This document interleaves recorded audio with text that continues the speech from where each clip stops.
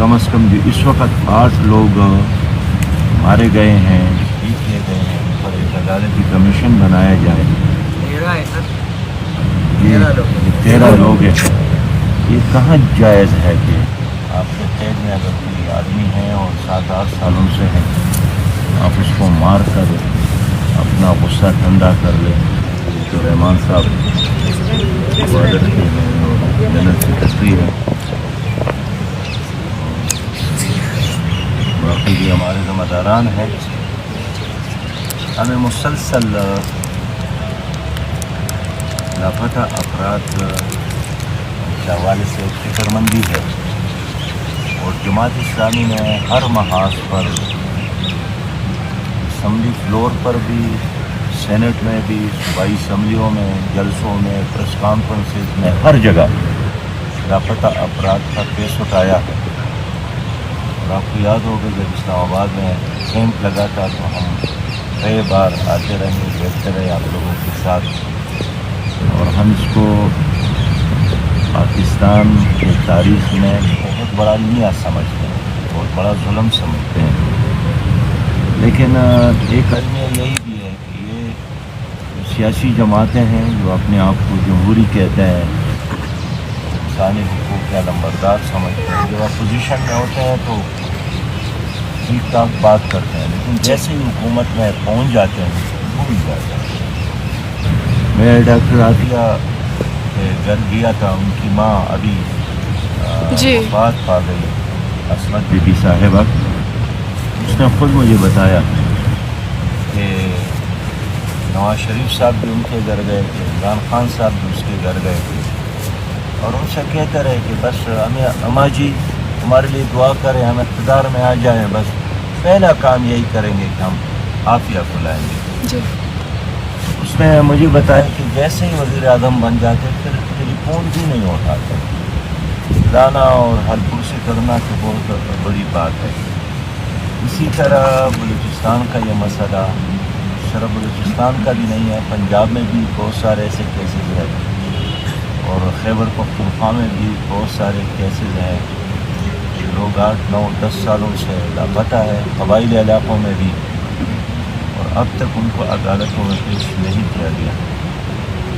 जो एक कमीशन बना था उसका सरबराह भी इतना ही गैर ज़िम्मेदार आदमी था कि कई बार उन्होंने बड़ी बदअखलाक़ी का मुजाहरा किया और यूँ लगता है कि उनके दिल में कोई पत्थर है या कोई लोहे का कोई आला है, वो इंसान की तरह नहीं सोचता है।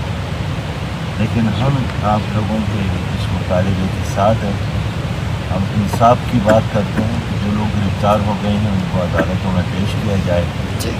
अगर हुकूमत के साथ, रियासत के साथ उन पर जुर्म का कोई सबूत है तो उनको अदालत में पेश करे। और इस तरह रात के अंधेरों में लोगों को मारना और इश्तियाल में आकर अपने किसी आदमी का बदला अपने कैद में गिरफ्तार लोगों से लेना, ये बहुत बुज़दिली है, ये कम हिम्मती है, ये जबर है। इसको कभी भी हमने तस्लीम नहीं किया, न तस्लीम किया जा सकता है। इंशाअल्लाह ताला जमात इस्लामी की जो कौमी असम्बली में हमारे मेंबर है, सेनेट में हमारे मेंबर है, हम भरपूर इसका आवाज़ दीवानों में भी उठाएँगे, चौराहों में भी अपनी नुमाइंदगी करेंगे और हर जलसे और हर प्रोग्राम में हम मिसिंग पर्सन की बात पहले भी करते हैं। और आज आप लोगों के इस कैंप में आया हूँ तो एक बार फिर मैं ये मुतालिबा दोहराऊँगा, कम से कम जो इस वक्त 8 लोग मारे गए हैं, शहीद किए गए हैं, उन पर एक अदालती कमीशन बनाया जाए। 13 लोग हैं। ये कहाँ जायज़ है कि आपके कैद में अगर कोई आदमी है और 7-8 सालों से है, आप उसको मार कर अपना गुस्सा ठंडा कर ले। तो ये कभी भी हम तस्लीम नहीं करेंगे, बर्दाश्त नहीं करेंगे। हम आप लोगों के गम और दर्द और तकलीफ़ में शरीक है, लेकिन पूरे मुल्क में जुल्म का निज़ाम है, अदालतों में इंसाफ नहीं है, दीवानों में और असम्बलियों में कानून साजी नहीं है, हॉस्पिटल में गरीब के लिए इलाज नहीं है, تعلیمی اداروں میں غریب کے لیے تعلیم کا نظام نہیں ہے، اور ایک ظالم سماج اور ظلم کا راج ہے. جماعت اسلامی اس کے خلاف جدوجہد کر رہی ہے، اور انشاءاللہ تعالی آپ بہنوں کے دعاؤں کے ساتھ ہم اس جدوجہد کو جاری رکھیں گے. میں یقین دلاتا ہوں انشاءاللہ کہ ہم کبھی بھی آپ کو نہیں بولیں گے، اور ایک وقت آئے گا کہ آپ لوگوں کے یہ بھائی اور آپ کے بیٹے اور آپ کے یہ لختی جگر انشاءاللہ تعالی آپ لوگوں کے درمیان ہوں گے. اللہ تعالی ہمارے مصائب کو اور آپ لوگوں کے مشکلات اور تکلیفوں کو آسان بنائے. تو انشاءاللہ رابطہ میں رہیں گے.